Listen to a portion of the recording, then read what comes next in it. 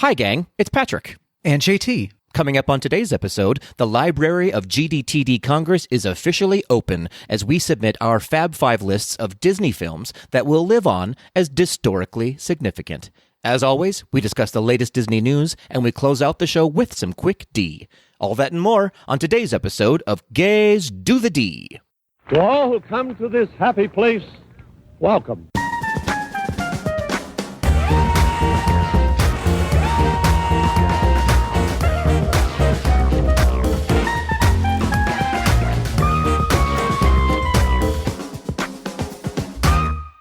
JT, put him in the vault Landry. Is that a threat? Yep. I'm going to lock you up. Patrick, goodbye, goodbye, goodbye. You were bigger than the whole sky. Kazuki. Oh, wow. I don't know the song, but the lyrics hit me really hard. Yeah, I had to throw one more little Taylor lyric at you in this penultimate episode of Gays Of course you did. I had a feeling it was going to be a Taylor Swift song. Yeah, I had to. For a second, I thought you were quoting Spelling Bee, but that was not it. I could have gone in a different direction there. Goodbye. What if that's how we end? We just play that song. That's Goodbye. it. Uh-huh. We fade to black. Yeah, and we don't have to worry about copyright. What are they going to do? Sue us? We don't have the podcast anymore. So come at me, bro. Cancel the show. Go ahead, try. We already did it. Guess what? Already on it. Oh, goodness gracious. Gosh, Patrick. We're Tweedle's out there. It is 9 a.m. right now as we record, which we haven't done in a very long time, but it feels good. I like a morning recording. I'm not gonna lie. Yeah, Patrick, because you were just telling me off camera, off I don't know what, off mic, that you're a morning person. I am the morning person. That is true. And that 6 o'clock is sleeping late. 6 o'clock is sleeping in for me. I know. I am a golden girl through and through. Listen, it's true. It's okay. It's your life, and you should do whatever you want with it. Listen, it is my journey that I live with without every day. As long as you're not harming people. So. Well, sometimes I do my best rage texting in the morning too. Oh, you have that in common with someone else. No. Oh my! Start name. Well, names. not rage texting. I guess not. Well, not rage texting. I guess it's like rage tweeting. Oh! I see what you're saying. Yeah. You know where I'm going with that. Yeah. How dare you compare me to him? And it's not morning for him because he stays up, and we're not talking about. Oh, that's true. He's doing together. This is at like 1, 2, 3 in the morning. Yeah, that's right. I'm a morning person. I think I love mornings best because like nothing bad has happened yet, and I prefer to I prefer to do my best creative outlets in the morning because I feel like it's just it's a fresh slate, The day is fresh with no mistakes in it. That's until right now. Until then. And let the mistakes begin. Can I ask, do you feel like in the morning do you like being up early in the morning because it's kind of like you kind of feel like there's no one to bother you. You're kind of like in your own zone. Mm-hmm. Very that. You're kind of getting a head start over everybody else that's still asleep. Yeah, that's right. As Madonna once said, it's just me against the music. In the morning. To quote Madge. Yes. And why shouldn't you? And why shouldn't I? It's 9 a.m. You have to quote Madonna as early as possible. What about you? You're a night owl, aren't you? I am a night owl, but you know what? I do. Every time I do get up early in the morning, I do always enjoy it and think, why don't I do this more? And I don't do it more. And I don't do it more because I don't frequently go to bed early enough to be able to do it more. Yeah. But I do. Every time I do, I'm like, why don't I do this more often? When wonderful. I'm up the earliest is when I'm at one of the parks, right? Because you're trying to do rope drop, or you're trying to get some kind of trying to sell your soul for some kind of pass. Yes. And every time I've done that, you get up and it's like you feel like you really accomplished. Mm-hmm. Absolutely. You feel really accomplished, and like you feel like by 9 a.m. and all the people are dragging themselves through the gates and you've been there for 2 hours and you're like, where have you been? What's taking you so long? Yeah, welcome to the day. I've already done 2 attractions, had breakfast. I love that that's accomplished. I have done so much today. I went on Splash Mountain, Tiana's Bayou. Tiana's Bayou. Yeah. I've done Rise the Resistance. I've had a Ronto wrap, and now I have a 9 a.m. Oga's reservation to drink at 9 a.m. And I am exhausted. Which we have done before. Yes. I know people who rope drop La Cava at Epcot. It's happened. I have done that as well. Melanie and I have both done that together, which doesn't surprise you. Yeah. Nothing better than a morning tequila. And some chips and salsa. That's right. Just start your day. Breakfast of champions. Aye. Put that on a Wheaties box. Amazing. Okay, well, I suppose we should get into this episode. What do you think? Guess. I suppose so. Well, actually, before we move on, we should note to our Tweedles, JT, that this is yours and my final episode, just the 2 of us. I know. I was doing okay until you just said that. And cry, JT, cry. Do it. Cry. I'm doing okay. Patrick, it's almost summer. I know, which is weird because I feel like spring has been a roller coaster. But do you like summer? You know what? Summer and I are not the best of friends. Me either. I like certain I'm excited. I like certain things about summer. I like summer movie season. Mm-hmm. Fair. Blockbusters. Yes. I like any kind of trip I get to take in the summer. Fair. I like the longer days. Yeah. I hate everything else about it. I understand.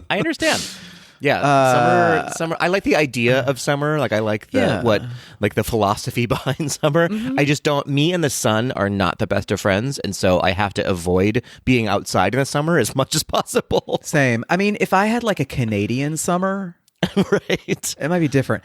Like the other day, it was like maybe 73 degrees, and we were sitting out on a patio, and I was like, if summer was like this, and I know that in some places it is, and it's why people love summer so much.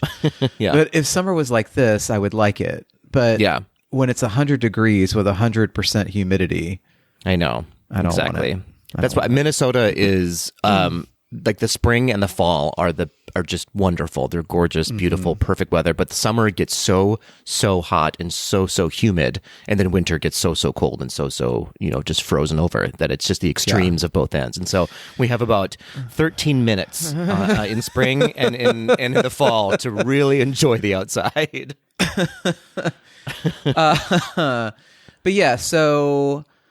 Yeah, I'm doing okay. I'm just gearing up for that, and fair. Fair. Okay.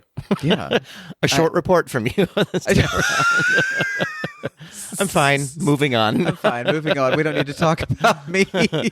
How are you, Patrick? I'm okay. Yeah. Things are. We say it every time. Things are wild, and it's hard to I don't know, pinpoint.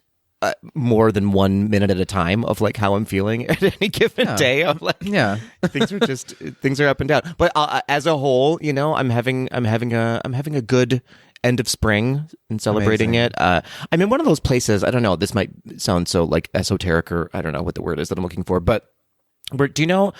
I'm a big believer in like karma and you're where you're supposed to be sometimes, and you're doing what you're supposed to do sometimes, and life gives you signs every once in a while in the form of, I don't know, that feeling of deja vu once in a while, or like you'll like see somebody in the street that you haven't seen in 15 years and you're like, this is exactly what I needed right here, right now. And that's been happening a lot lately. And I feel like I'm in a good place, or I'm on the right path right now, which is a good feeling to have, I think.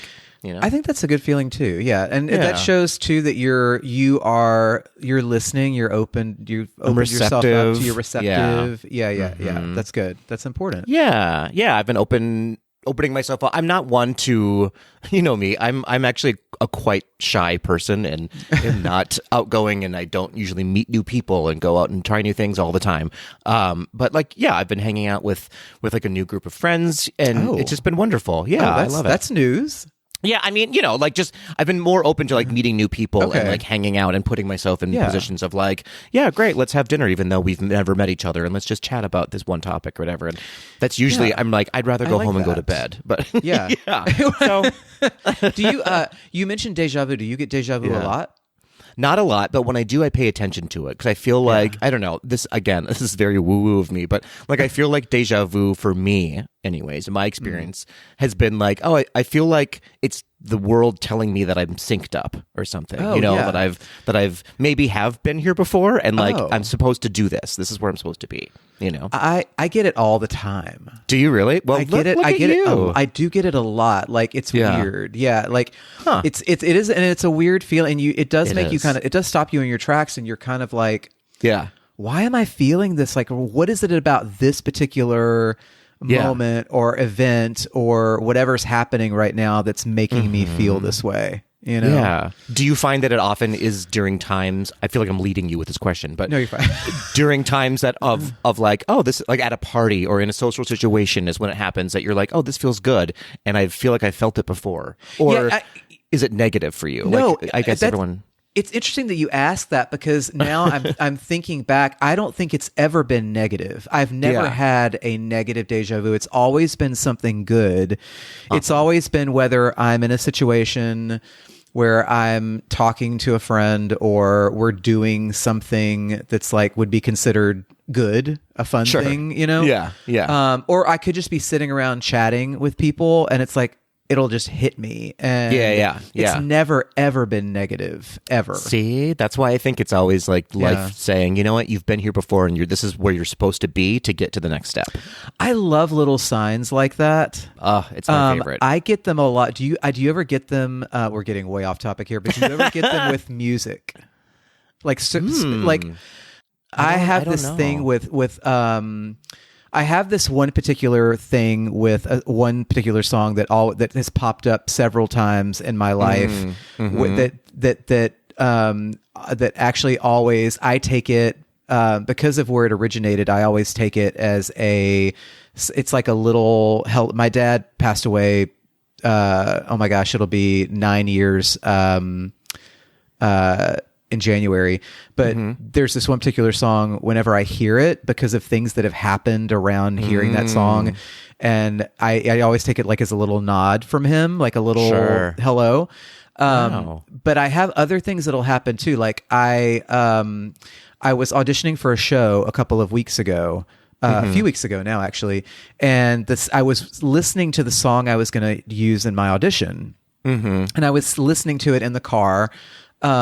And I had parked in my parking garage, and the very next song after the song that I was doing for auditions, I was listening to that and rehearsing it in the car, and I parked in the garage, and the very next song that came up on Spotify, random on shuffle, was a song in the show that the character I was auditioning for sings in the show. Oh, funny. Yeah. And so I just kind of took that as like, I was like, I don't want to overthink this, but I'm going to take this as a little bit of like a sign. Yeah, totally. And I ended up getting cast in that part. But I have that little thing with music sometimes, and then like the deja vu, and so it's just I mean, just be receptive and open to like Absolutely. Receive the signs that are all around you. That's right. That is right. I love this. Well, okay, so that kind of along these lines. Well, we want to know. Going into the episode now. Speaking of memories and speaking of things that have happened before, we are still on our journey to collect all of your GDTD memories. So send them our way. As you know by now, we have one more episode left of Gays Do the D. And some of you have sent us some lovely, really lovely letters and some voice memos that we are saving for the last episode. So if you haven't heard us read them or play them on the pod yet, it's because we're saving all of it for the last episode because we want that episode to be more of a celebration of all of you, the Tweedles out there. So now's your time. If you've been waiting and procrastinating, you don't have any more time left. Time's up. Time's up. Time's up. Reclaiming our time. Yes, tens of Tweedles will be reclaiming their time after this podcast That's ends. right. Yeah, all 6 of you who are listening to us still. And Patrick, you know who else needs to receive something? I do, but I'll let you introduce the celebration of our very lovely co-host, Ryan. Our very lovely co-host, Ryan. You know him, you love him. He was born. He was born. He was born, and we're celebrating his finally. birth. Yes, finally. He's entered the world. Happy happy birthdays to our Ryan. We love Many you happy so returns, Ryan. much. Yes, Ryan is absolutely. such a I don't know if I know anyone more than Ryan who has maybe a brighter light. I've never seen him not just be the most positive, pump you up, cheer you on kind of person. He is the best hype person to have in your He's such corner. a great, everybody needs somebody like Ryan in their life. Yes. Yeah, he's able to, and we'll say this to his face when he's on the podcast next, in our very last episode. But he's able to sort of what Ryan has taught me over the years is to really build that muscle of finding the good intention in everything, and believing that people are coming towards a situation with good intentions, and that the situations you're in has a positive spin on it. He's very quick to find those positive spins and good intentions in people, and so that is a trait that is not existent in many people. It needs to be hard, but he has it naturally, which is an amazing amazing thing. And but he is also very intentional about it. Yeah, and he makes it seem so easy. I think it's because it's so natural. Like I said, you know what I mean? He's not trying to. It's just the way he is. Yeah. Well, whereas I am practicing it all the time. I'm trying really hard. Oh my God, and failing miserably most of the time. Well, do you know one way where we can put some positive these spin segues into the world? Yes, I know. We're trying really hard to make it happen. Finally. Yes, finally. We're trying finally here on Case to the T. Celebrations. It's time for I'm Celebrating, our favorite moment. Why don't you kick us into the celebrations, JT? Oh, one quick question. Are we doing celebrations in episode 300? Of course we are. Okay, these aren't our last celebration. Okay. No. This isn't the last time any of us will be celebrating anything. Okay. All right. Well, then one more time. Okay. Whew. Okay. Yes. All right. Well, I'm going to kick it off with Bethany _A30 achieving in the top 10% of my class at business school. Oh my God. Okay. Congratulations. Come on, future CEO. That's right. You CEO. You're in everyone's business. I love seriously. it. I like it. Congratulations. Yeah. What exactly are you studying? Are you going into economics, commercial work? Are you going into finance, the more finance? Yeah. Personal investments, macroeconomics, microeconomic accounting. You're just naming things now. Kids out there, they'll go into business school because you're going to need it. It is a skill that will be used more and more as the world evolves. So well done, Bethany. Start your own business and mind it. That's right. That's what I'm going to start telling people. And mind it. I love it. I love it. Congrats. All right. Well, congrats. Moving on, we have K Devo 11 celebrating all the May birthdays, Corbin's, mine, and Ryan's. That's right. Happy birthday, Kevin and Corbin, and of course our lovely Ryan. Yes. What sign is May? Who's to know? Who can even say? The chart not mine, but I'm not going to look it up. That's right. I don't pay attention because it's not mine. Oh, gosh. Good luck to you, everybody, in May. Okay. At the Disney Parks teacher. Yeah. Running the Brooklyn Half Marathon this weekend. Ooh. Oh, wait, does that mean so Jeff it's is like running today. it at this moment? Yes. I believe he's running it right now. Right now. Just running through the streets of Brooklyn. I've always wanted to do that one. I need to join him one of these years. With all those attractive Brooklyn boys. Oof. That's right. It's just like Newsies, just running the streets. I know, yeah. Seize the day, Jeff. Seize the day. Right. Seize the gay, Jeff. Seize the gay. Yeah. Well, congratulations. I hope it went well. I'll probably be checking in on you soon, actually. Yeah. Are you carbo loading? Are you carbo loading? I'm always carbo loading, but I'm never running. Yeah. Moving on is at Kenny Cafe, just celebrating sending love. I love that. Oh, I love our Tweedles. They're I do too. so thoughtful. We're sending love right you back. That's right. Absolutely. Yeah. I love this next name, and I had to look at it to make sure I was going to. It's my favorite one. Right on the first try. I know. Yeah, a bear nervous Rex. Actually, I think no, it's not. That's not right. I think it's Abe Nervous Rex. Abe Nervous Rex. Abe Nervous Rex. See, I got it wrong. Second mistake of the day. It's 9:38. Okay. Abe Nervous Rex writes into us a lot, and I'm always like, I always laugh at the name because it just makes me laugh. But I'm always I love it. It's so a really much. tough one to say though, as well. It's funny. I love it. Abe Nervous Rex says, is celebrating my middle school musical review opens. I'm so proud of my students' hard work. Amazing. What is the theme of the musical review? We want to know. I love a review. I do too. But get more specific. Yeah.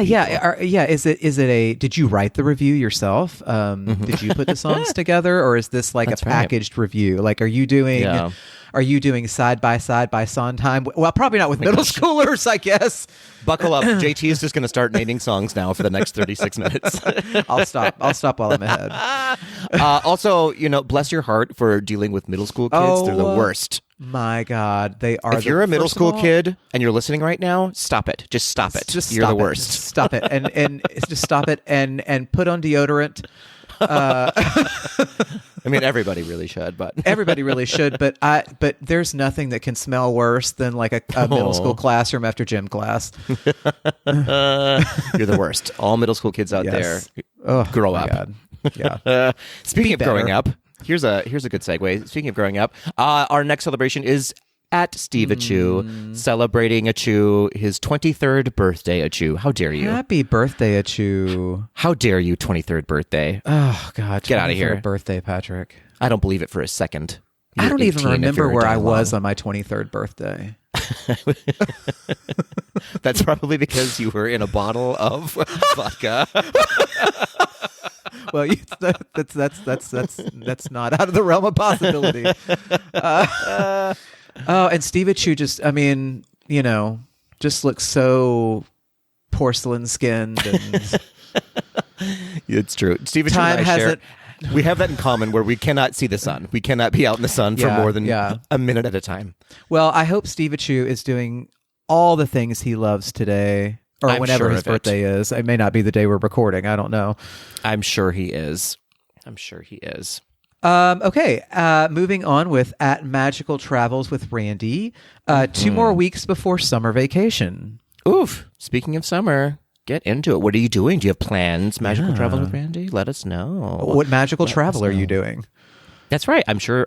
Surely your name tells us everything that you're going to travel, but let us know where you're going.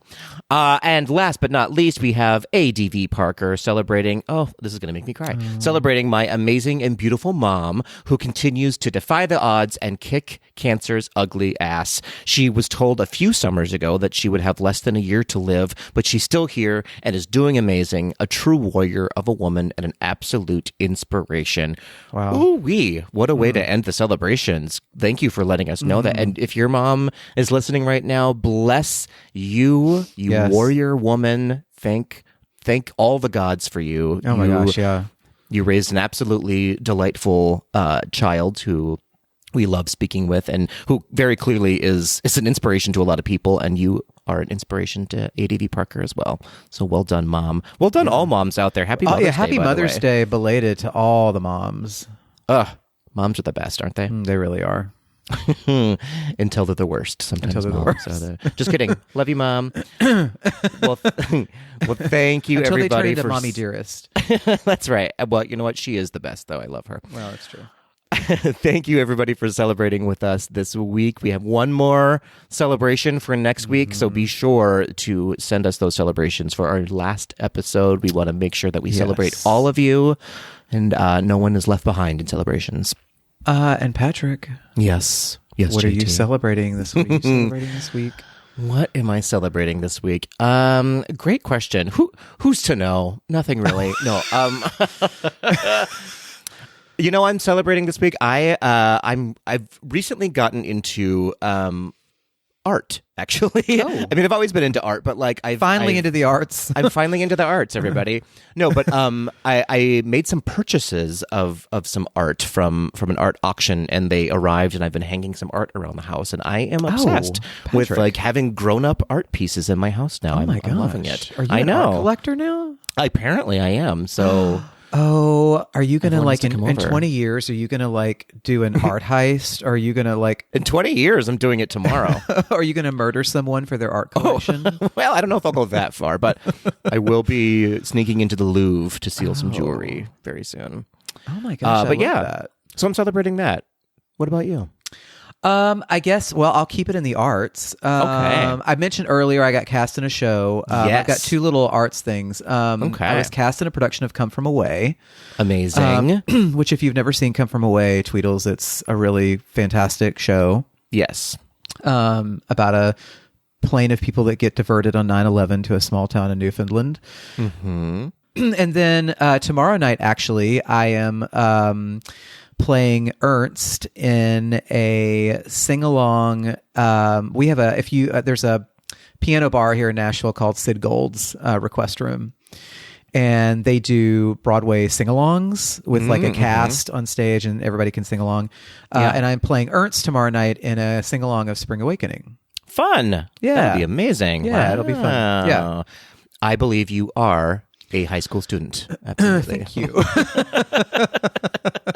I, too, am celebrating my 23rd birthday. I love it. Well, that'll be fun. You have to let us know how it goes. It's really fun. We've gotten together and rehearsed one time. We'll rehearse one more time before the actual sing-along, but I forgot what a great score that is. So it is beautiful. Absolutely beautiful. Yeah, very angsty. Yes, that's true. That's true. Speaking of middle school students, absolutely. Well, fun. Well, thank you, everybody, for those celebrations. And now we are going to celebrate you with our very last GDTD giveaway. Okay, so as we said before, we were going to only have 2 pin packs, but JT threw his pins in the hat as well. So we have 3 pin packs to give away. We're cleaning out our closets just like Eminem and giving away some pins that no longer 3 pin packs. That's right. That's right. And there will be some bonus material in one of the packs as well from some old D23 merch, there's some old Star Wars Galaxy's Edge opening day merch as well that we have stuff in there. From Patrick's closet. Stuff that I don't want anymore. It's going to go to you. Let me see what else I can scrounge up around here. No, it's stuff, that I'm needing joking. I've meant to give away many years ago and just never got around to it. Or stuff that I was like, I'm going to keep this for myself. And then I was like, I don't need this anymore. So I've got whether or not you want it. Hamburger helper I'll throw in. That's right. A bag of rice is coming your way. Some socks that I never wore that I got for Christmas. Oh, now we're getting into OnlyFans territory. No, those I will sell, not give away. Oh, yeah, don't give that away. All right, so as we said, there is 1 Patreon winner and 2 general population winners. JT, who Gen Pop winners. Who are those 2 winners? Well, I am so thrilled to say that our 2 Gen Pop winners are Magical Travels with Randy and Belada 11. Beleota 11. Beleota 11. I cannot read this morning. JT has back to kindergarten. He's not seeing vowels today. He's not into them. I did not buy any vowels this morning. Well, congratulations, Brian and Randy. We have some pins coming your way, and who knows, one of you is going to get some extra special treats as well. It'll be a mystery when you open your bags to see which one of you got some extra special treats. I have to say, this was the most entered contest we've ever had on Gays Do the Day. Really? Like, people up until minutes ago were still submitting to try to win these. So well, they knew it was the last chance. Apparently, people Last like dance. junk. People like junk from our drawers. So people like our junk. What can we say, Patrick? They like our junk. I've always known that to be true. Yeah. And then, of course, we have 1 Patreon winner, and that is Ernest. Ernest, you have some explaining to do. Ernest is my favorite name, I think, in the entire world. You know what, Patrick? It was important to be earnest today. And I'm just I see what you let did there. everyone. I see what you did there. I always think of Death Becomes Her when I hear the name Ernest. Oh, yeah, that too.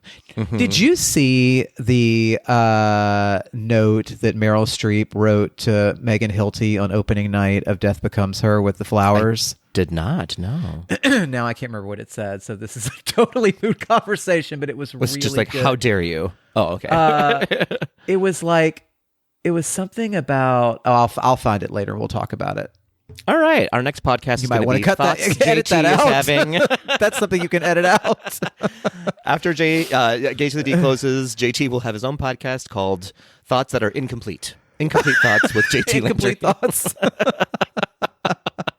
And nothing is cut. That's my next podcast. Nothing gets cut.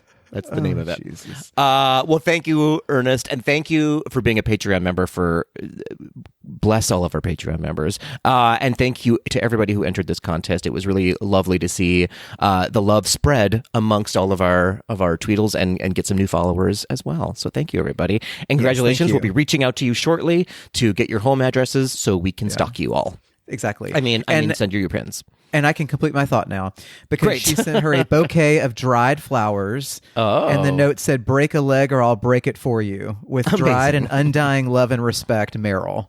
Aw, I love that. Yeah. It has Well nothing to done. do with anything we're talking about in this It sure show, doesn't. but- It sure doesn't. And now that we are 37 minutes into the podcast, jeez. it is time, JT, for your final This Week in Disney History. Although, you know what? We'll probably have one next week, but it'll be you and Ryan playing together. But this time around is your final. I love when solo. Ryan and I play together. Well, who doesn't? That's, that will be on YouTube later. Okay. We'll start with do you want the oldest one or the youngest one first? Oh, I like going in order. Let's go oldest. Oldest first, 126 years ago, JT. Oh my. So May 19th, 1906, this voice actor... Wait, 126 years ago? Yes. Wow. Okay. Interruptions with JT is your next podcast Sorry. as well. No, this voice actor and sound effects man and musician was born in Monk's Copenhagen, England. In 1934, after moving to the United States, he was called to the Disney studios to record music for a Mickey Mouse cartoon.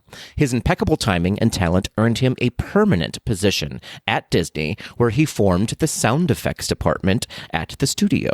So he was the founder of the Disney sound effects department. In 1946, Walt Disney personally selected him to take over the voice of Mickey Mouse. His Mickey credits include Mickey's Tailor, Mickey and the Beanstalk, and the TV series House of Mouse, amongst many more. He also made a brief live-action appearance in the movie Fantasia. He was also the original voice actor for Chip of Chip and Dale, and he voiced Mickey Mouse until his retirement in 1976, at which point he was replaced by his sound effects protege, Wayne Allwyn. He was also, JT, an original member of the popular jazz group, the Firehouse 5+2, and he was named a Disney legend in 1993, 2 years after his passing. Who is this man that we're talking about? The second person to voice Mickey Mouse. Wow. I'm thinking of I got you on this one. I tried to. I'm thinking of names of people from that time period. Yeah. I don't think this is right, but I have a couple different names in my head. Say them. Okay. Is it Exitencio? It is not. It is not. Is it Teehee? It is not. It is not. Okay, then I don't know. This man's name is James McDonald. Okay, James would not have McDonald. guessed that. Brow, brow, brow, brow. What a disappointment, What a JT. disappointment. What a disappointment. You're fired. Thank goodness this is your last episode because Yeah. you failed. quit. All right. Well, let's see. I know that you're going to get this one. Well, no pressure, but if you don't get this one, you are actually fired. Okay. Okay. 68 years ago, JT, on May 20th, 1958, this Tony Award-nominated singer and actress provided the singing role for a beloved Disney heroine. She would later return for the sequel, where she once again provided only the singing voice for this character. She is also one of a few Disney voice actors to make a cameo in the 2007 movie Enchanted, and she was in the short-lived Disney on Broadway concert King David, with music written by the one and only Alan Menken and the one and only Tim Rice. Who was this actress, and what did she play for Disney? I mean, it has to be the always available. Oh no, it's not, because you're wrong. Okay, I'm not. Oh my goodness, okay, you almost failed miserably. Oh my God. Okay. Born in 1968, you said? 1958. 1958. Okay. Yes. Okay. She is the singer of one of your favorite Disney songs. As Paige you O'Hara. Oh my goodness, no, JT, this is not your God. day. Oh no. Don't do this to me. Oh wait, it's Judy Kuhn. Yes. Okay. Oh my God. And what role did she play for Disney, JT? Pocahontas. Belle. That's right, Belle. No, I'm kidding. Pocahontas it is, yes. Jeez Louise. What a day. Oh. I'm off my game today. And this is why JT is not a morning person, so... I'm off my game. I feel bad. I set you up for failure because I told you were absolutely going to get this one, and your confidence was a little too high, I think, on that one. It was. Due to me. Oh boy. Okay. Oh my goodness. I think you're the one who told me about that Disney on Broadway concert, though, King David. I think it's available on YouTube or somewhere out there, and it's absolutely beautiful.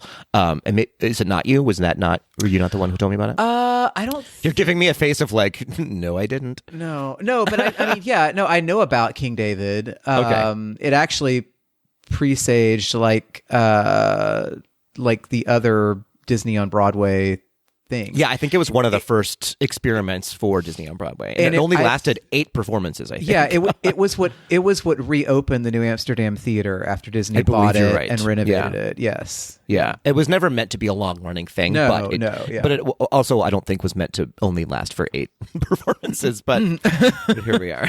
Yeah, here we are. I also only last for 8 performances. Well, that's what it says on many bar bathrooms. All right. Well, JT, we have to move on to the news now that you have really failed miserably here in GDTD this week in Disney history. But the news fails us, so. Right.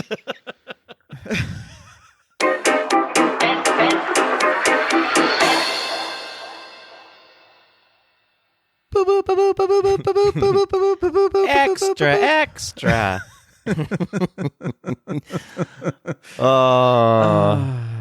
That might be the last time you hear that, JT. I know, it's so sad.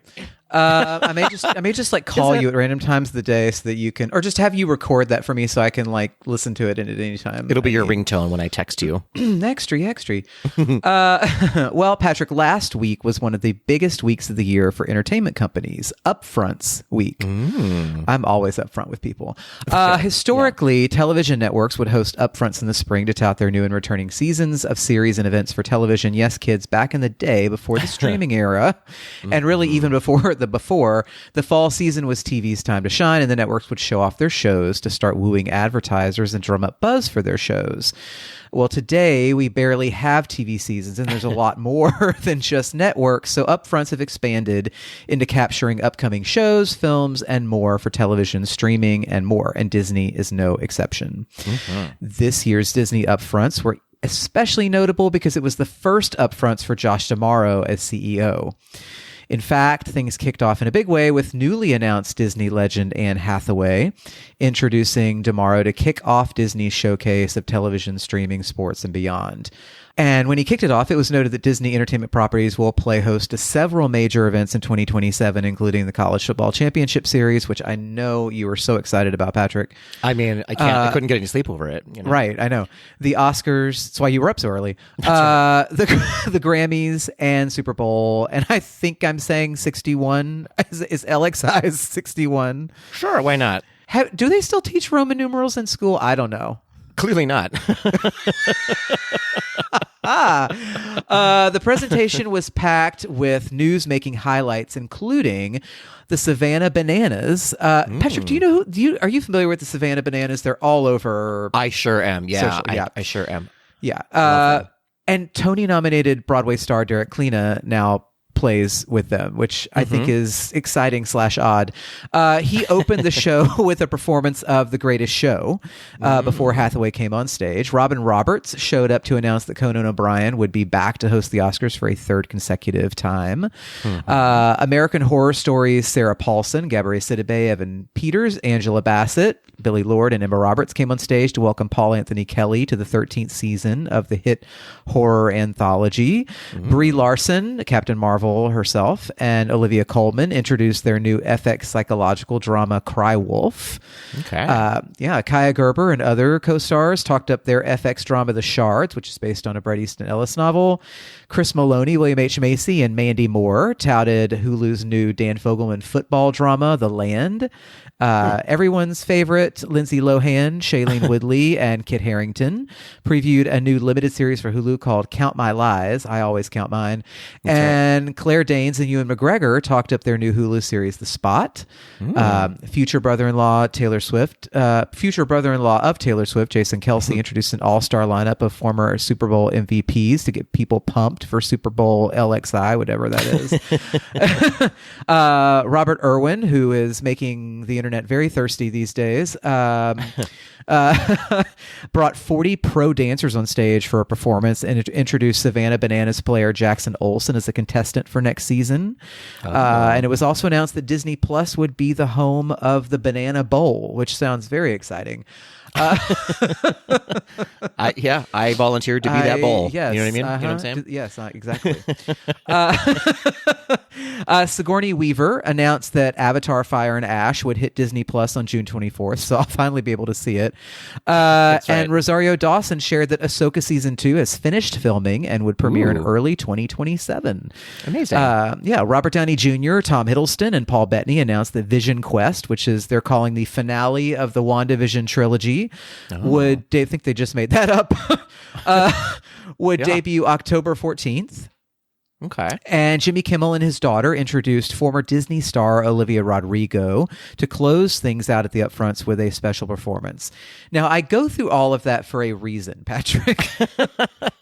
I was hoping so, because that was a lot. I know. And and a lot that probably you care and don't care about, right? Sure. The breadth of what was covered brings up a very interesting question. So everything from Hulu drama series to FX horror to ESPN sports documentaries to Marvel to Star Wars to ABC dance competitions and beyond are all quote unquote Disney today. So it makes me wonder, what do people really think of as quintessential Disney? Like, does it mean the same thing today that it did even 10 or 15 years ago? Yeah. It's an interesting point of discussion that I think connects with our main topic today in a couple ways. Like, what do we think will be a Disney classic years from now? Do you think any of this that I mentioned, is any of this going to have a shot at that? Like, it's just an interesting question. Like, there's so much now under the Disney umbrella that's called Disney. Yeah. And even with all of this stuff, everything I just went through was all under the label of Disney Upfronts 26. So it's just it's an interesting point. What do you think? Yeah, I think that they're going to have, I think they are having and will continue to have this problem with branding going forward. Because, I mean, in my head, and I assume for the foreseeable future, when I hear someone say a Disney movie, I definitely only put it under the category of, like, you know, Disney live action, animation, Marvel, and Star Wars, basically. Right. Those are kind of like the big tent poles around 100%. like a Disney movie. Everything else, I just assume, I think of as acquired products like Hulu and FX and the Super Bowl and all that, and ESPN and all that stuff.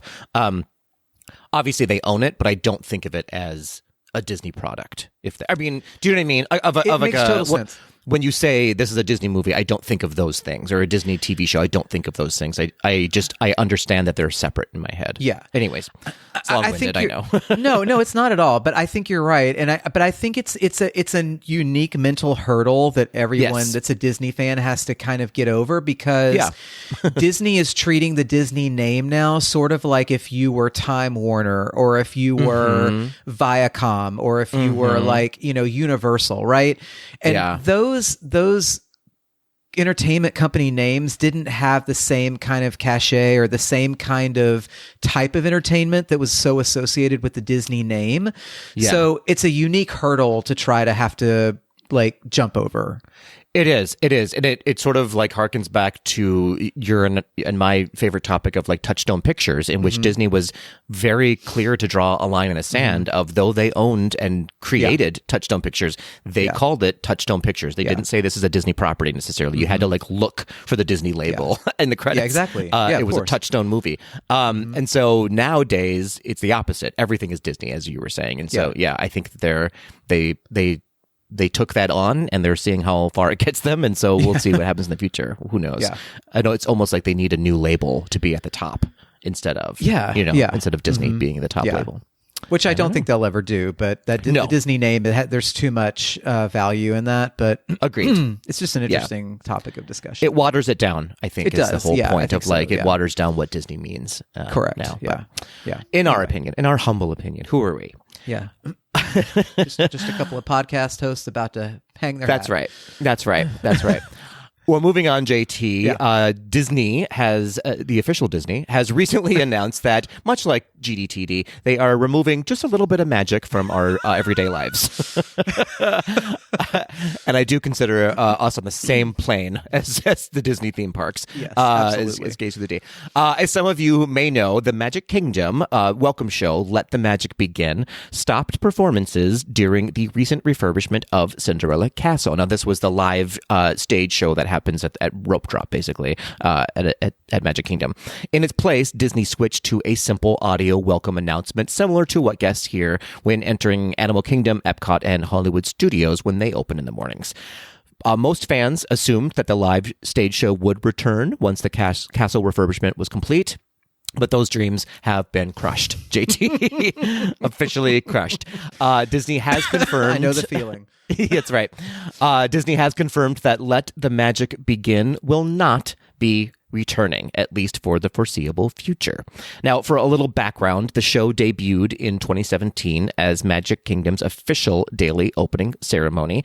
It featured Mickey and friends welcoming guests from the castle stage each morning. It should also be noted that this show, Let the Magic Begin, replaced an older opening show that used to take place at the train station before guests entered the park. For my money, the train station show was the best one. I miss it so much. Could not agree more. No official reason has been given for the decision to remove this show, though many fans suspect it is likely tied to operational costs and staffing. And honestly, this is one of those changes that probably won't ruin anyone's vacation necessarily, but it does feel symbolic, in my opinion, of a broader shift happening at Disney parks right now, which is less live entertainment, less spontaneity, and a little more streamlined efficiency, which we have talked about on the pod before. So for now, JT, it seems the magic will not officially begin at Magic Kingdom going forward. How thoughts, prayers, feelings? They said let the magic stop. Yeah, let the magic no longer happen. Like, why? I just don't like. I don't know. It's like it seems. I don't know behind the scenes and how much effort it takes, but it seems like a pretty low hanging fruit just to do a little welcome show by the castle in the morning. It feels like one of those things that separates the parks from other theme parks, or like I don't know. It's just I don't know. I like them because it's just a fun little way to kick off the day. It just kind of gets you off on a good foot. It puts people in a good mood. I agree with you about the train station show. Like that was the best one. Maybe they're gonna eventually bring that one back instead of the castle show. Maybe they'll bring the train station back. They haven't even teased that, but it would be a lovely surprise if it does happen. So I don't know. To me, like I like it because I like the train station better, just because it's it's kind of before you really get into the park. I don't know. Yeah, I don't know why they. I don't know. I wish they wouldn't do that. Because it also feels like it's giving the performers something less to do, and it's like maybe cutting back on the work they can do. And I don't really understand, like, I mean, they haven't given like a reason or anything, right? So not officially. They speculate. They just said it wasn't going to happen. Yeah. I also feel like for the fans in the morning, it was one of those like, if you go early in the morning, you're guaranteed to have seen Mickey Mouse that day. You know what I mean? There's not always a guarantee that depending on where you are in the park and when the parades happen and whether or not you can get a chance to go into Town Square and meet Mickey, like you're not guaranteed to meet Mickey. And this was a guarantee that you can see Mickey Mouse and all of the characters at least for a brief moment, and then that starts your day off the correctly. Only thing I can think is if they have some kind of, formula or some kind of way they determine attendance and if the numbers of people that watch, if it makes it viable, and maybe there's so many people that are just ski-daddling to Tron or to Tiana's Bayou or to wherever they're going, and they're completely bypassing the show, and it's not worth it to do for the maybe limited number of people that do make it a point to watch. I don't know. Yeah, the ROI on Mickey is not so great apparently in the morning. Well, all the more reason to go back to the train station. It's true. It's true, because that just happens right there at the because front once gate. people are through the gates, they're often running to wherever they're going if it's rope drop. Yeah, exactly. So exactly. All right. Well, that was the news, and we're disappointing you once again here on Gaze to the D. Hope you enjoyed the magic, because there's none left. I hope you enjoyed it while it lasted. It's gone. Fresh out.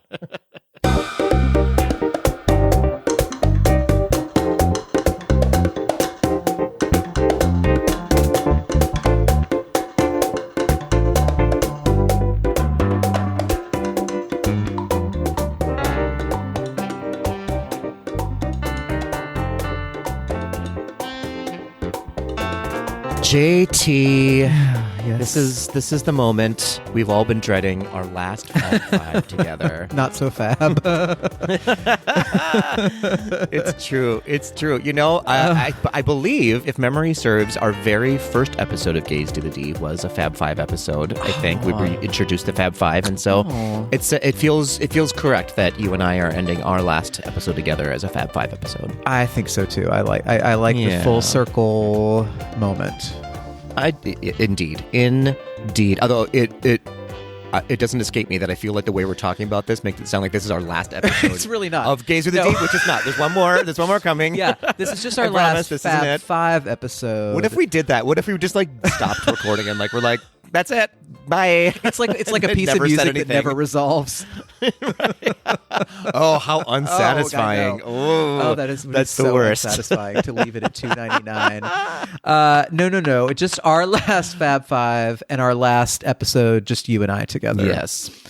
That's right. We love to do these Fab Fives. It's just, I feel like it fosters such good discussion for all of us as hosts, and they're the most responded to episodes too, frankly, the Fab Five episodes as well. And what a Fab Five to go out on.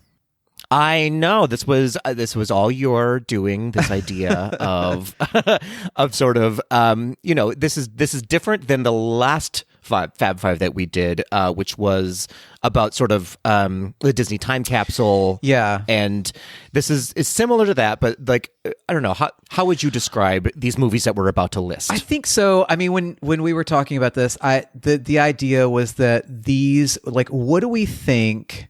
And this kind of relates back to the news conversation. What do we think are going to be considered from the movies from the Disney films of the 21st century so far? So we're like, 25, 20, depending on whether you start in 2000 or 2001. We're 25 or 26 years into this century. And what of the films that have been released so far are going to be considered on the same level of Disney classics as what we consider Disney classics today? Sure. What is going to stand? What's going to stand the test of time?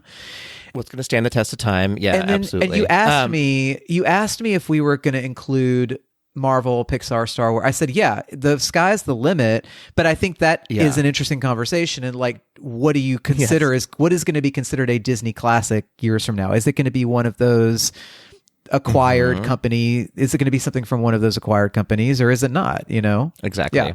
Yeah. And have those acquired companies put something out that is memorable and has made itself enough a part of the culture to be considered that, right? Mm-hmm. Yeah. Well, we're about to find out in our lists. Absolutely, that is interesting though. So I did some research as I'm a big nerd like you are into, because it sort of inspired me to look into what Disney films have already been entered into the Library of Congress, which you could argue fit the bill when we're talking. You and I are talking about movies that will stand the test of time, and to be considered into the Library of Congress, a film must be at least 10 years old.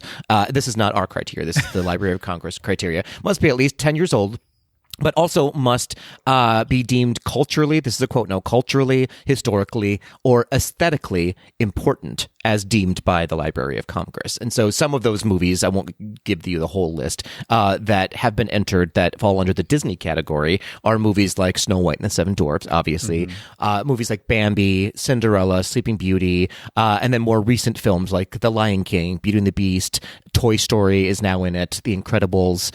Also live action movies are in there too, like Mary Poppins, 20,000 Leagues Under the Sea, and interestingly, Who Framed Roger Rabbit is also in the Library of Congress, which I agree with. I mean, I think it was a groundbreaking film when it came visually, aesthetically pleasing, I guess. So I sort of used that as my blueprint to how I thought about curating my Fab Five list. How did you go about it when you curated yours? I think I looked at the entire list of every Disney touchstone 20th century Fox, now that they've owned that, Marvel, Star Wars, Pixar film that's been released since 2000. And I tried to think about, number one, what do I think is good enough to be considered a classic years from now? What do I feel has made an impact in culture? Kind of, I guess, like the Library of Congress. Like, what is it's maybe the same thing. It's like, what is either culturally, historically, or aesthetically important enough that would lend itself to become like a classic, right? Where 25 years down the road, people are still going to come back to this movie because, number one, it's just really enjoyable and really fun and really good.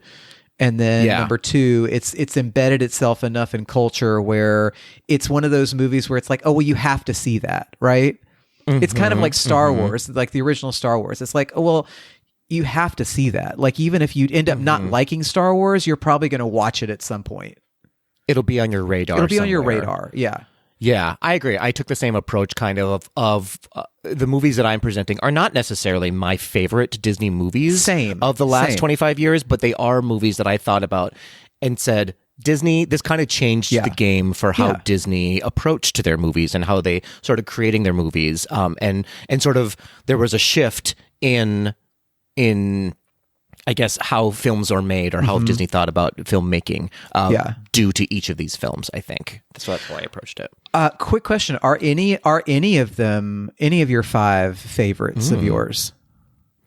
Are they favorites of mine? Any of them? Yeah, I would say that they are, some of them are favorites within the genre they live in. Okay, that's fair. Yeah. They're not necessarily my list of Fab Five favorite movies. We're on the same page, but maybe one of them may be in that category. We are on the exact same page because one of my five I would consider a favorite, and the rest I just feel like are really important. Are incredible movies. But my definition of a favorite movie is not necessarily like the standards that these movies reach. And it's like, they're sometimes more silly movies that like, this is not historically important, but it's my favorite movie, No, for sure. Yeah. Yeah. Feel the same way. All right. How do you want to approach this? Do you have them in order, or I did mine sort of in year order, I guess, instead of like importance order. Oh, that's funny. Mine are in year order too. Oh, funny. Oldest to youngest? Yeah. Okay. Well, let's do that. Do you want to go first, or do you want me to go first? I can go first. Do it. What was your first movie? And what year? So, first movie, this is the first year where I felt was 2003. Okay. Mine is too. No. See, this is the other thing. I'm wondering how much, and I hope that we don't overlap too much because I want to be able to talk about more than five movies. Yeah, fair. But I'm curious as to how much our lists are going to overlap. So my first is 2003, Finding Nemo. Oh, that is not mine. Okay, fair. So I mean, I thought about all these different Pixar movies, especially in the first decade of the century. So many that were like critically and commercially, like this was Pixar's peak. And I could have gone with a number of Pixar movies from this time period. But when I think about the pervasiveness of the IP and the fact that it felt like it was maybe the first that where people really were like, oh, Pixar's making like not just really great animated movies, but they're just making really great movies, period. It feels like Finding Nemo fits in that slot. And if I think about if I had to pick one movie from Pixar from this century that could be remembered, it feels like it has to be Finding Nemo for me. It's not my favorite Pixar movie. It's not my favorite even from that decade or that time period, but it feels like maybe the most important. I think it was the first Pixar movie that Andrew Stanton directed, and he would of course go on to direct WALL-E, and he's the director of Toy Story 5, and so he's obviously a really important Pixar director, but the characters are so pervasive. It also feels, now looking back, it feels even more like a Disney movie even than a Pixar movie, and maybe that's just because the characters are so all over the parks and the story feels like such a Disney story. But yeah, Finding Nemo. Yeah, it's such a relatable movie too. I think people found themselves, interestingly, in the title called Finding Nemo, but found themselves somewhere in this movie, which doesn't have a lot of lead characters, if that makes sense. You know, it's kind of about Marlin and Nemo and obviously Dory. Yeah. And then there's a lot of side characters, but like those three of those characters hold up this fairly long movie very well. Yeah. You know, and it inspired, you know, a musical, it inspired a ride, it inspired so much branding and products, and it was just, it was a really beautiful film. Is it my favorite Pixar movie? No, but I think you're right. It sort of like pushed Pixar forward into their storytelling, you know, and what they could do with a father and son storyline too is not one you see very often, and it's a great movie. Well done. Yeah, I love that. Thank you. No, thank you. So my 2003 submission also takes place on the water, but it is not Finding Nemo. I am introducing a little movie you may know called Pirates of the Caribbean: Never The heard Curse of of the Black Pearl. What now? What movie this is? Look into it. It's pretty good. It's a good watch.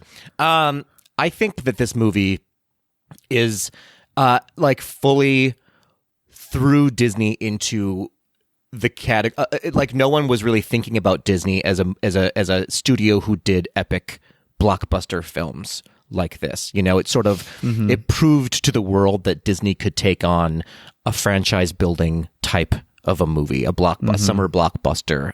You know, it's just an incredibly enormous movie like this, and I think it changed the game in how people looked at Disney as well. Of like, oh, you can do pervasive filmmaking again, not under the Touchstone banner, under the full Disney banner, and get behind a movie like this. You know, it just inspired an entire franchise of films before Disney really did that in this manner at this level. And I think it really, like I said, I'm going to use this phrase 1,000 times today, but it was just an incredible game changer for Disney. And a movie that people thought was going to fail immediately because it was based off of a ride. Everyone, myself included, was like, okay, all right, how are you going to do that? That seems gimmicky. That seems kitschy. And it was in the best way, though. You know, like they fully leaned into it. And it was scary. It was funny. It was not a musical. They didn't rely on the Disney formula. They fully just like broke the mold and did what they wanted to do, and it paid off. Like no one saw this coming. It was crazy. It reignited Johnny Depp's career. Oh, you know, like a superstar. Absolutely. It was crazy. The score behind it is unforgettable. So it's amazing. And you wouldn't think that, like, it's definitely one of my favorite scores. It's not one of my favorite, like, Disney movies or franchises even, but I do appreciate, like, the legacy behind it. And it is such an incredible film. But the music is just... It's outstanding. Amazing. Yeah. Just aesthetically overachieves, I think, in every category. And no one assumed that this movie would be nominated for 5 Oscars. Like, incredible. Pirates of the Caribbean, a movie based on a ride at Disney, nominated for not 1, not 2, 5 Academy Awards. Yeah. It's just amazing. And Golden Globes and Grammy Awards for the music. I mean, it was just what a weird movie to have to be like the first movie that Disney like said we own the Oscars now this year. But, it was incredible. Yeah. Incredible. So that is my reason for including Pirates of the Caribbean. I think it's a great choice, and because it's my number 2. Oh no, it's not my number 2 in order, but it's my second film on my list. Yeah, for all the reasons you stated. Yeah, and then some, I'm sure. And then some. I mean, and don't forget, it was also a breakthrough for Keira Knightley. Oh sure, yeah. And I when the 5 Oscars, I mean, back then there were still only 5 films nominated for Best Picture. If there had been the expanded Best Picture lineup in 2003, this would have absolutely been nominated for Best Picture. Agreed. It was such a phenomenon.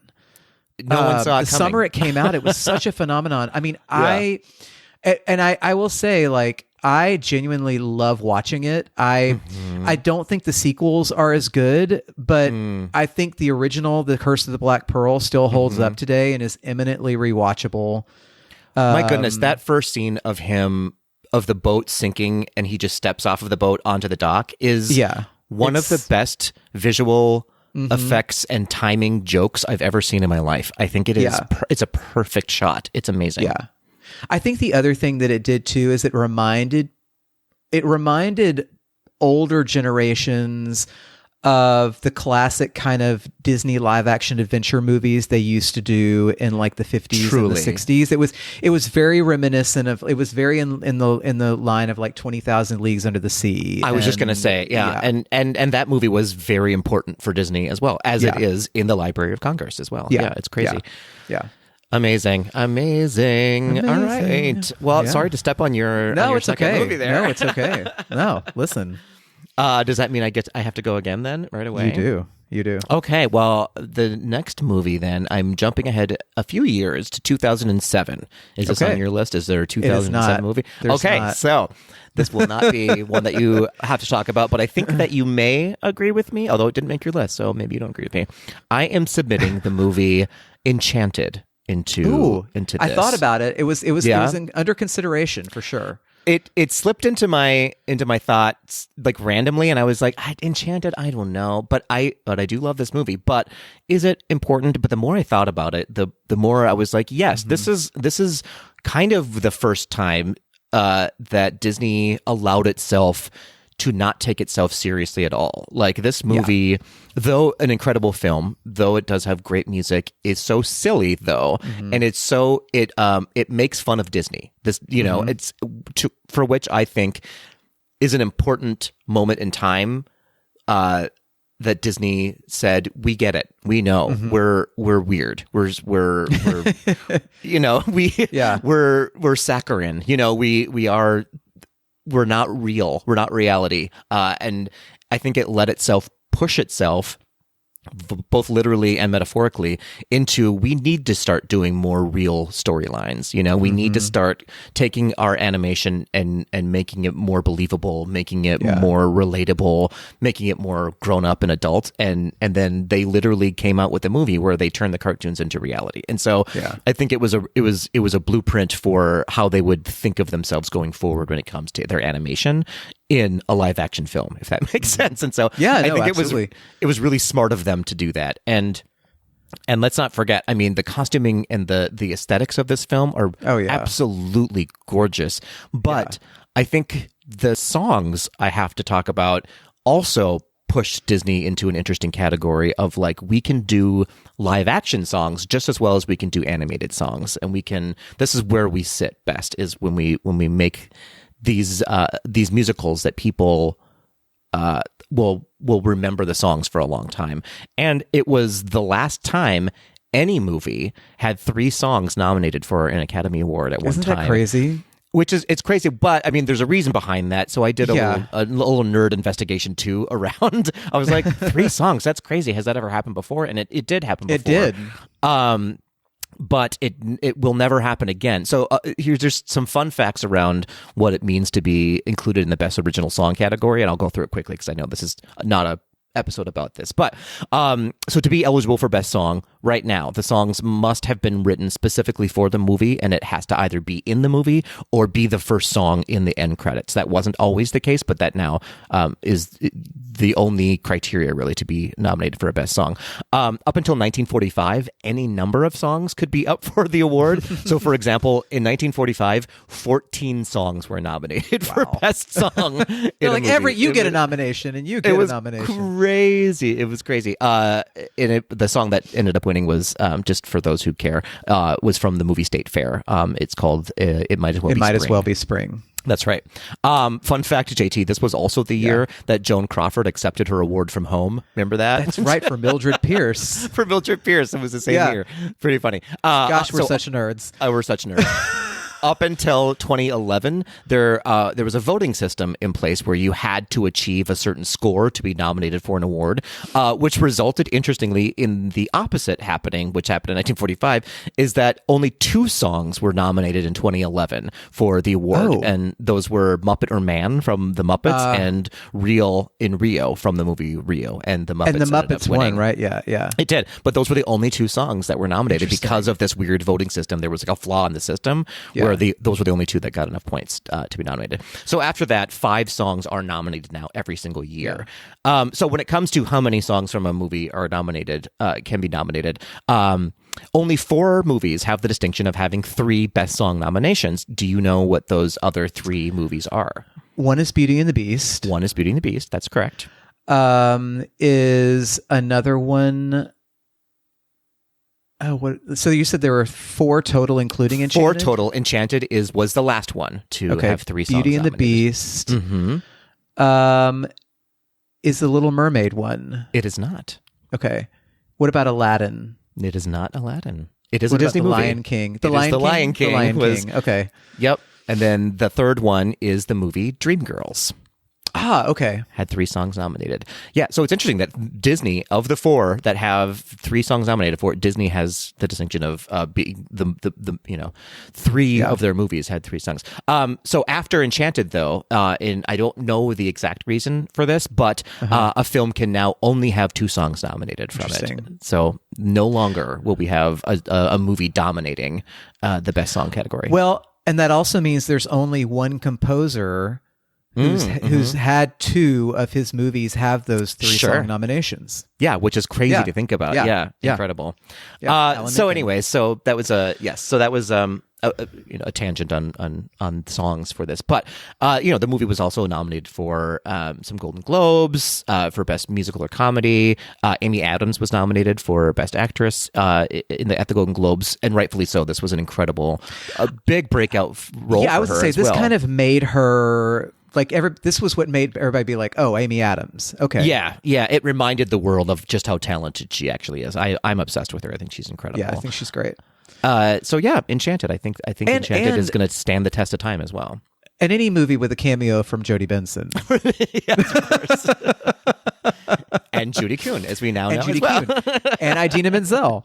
That's right. Well, not really a cameo. She was a full character. Oh, that's right. She was a full character. Yeah, you're right. But still, incredible. I love it. Yeah. Enchanted. What a great film. It makes you want to watch it again. I just like it so much.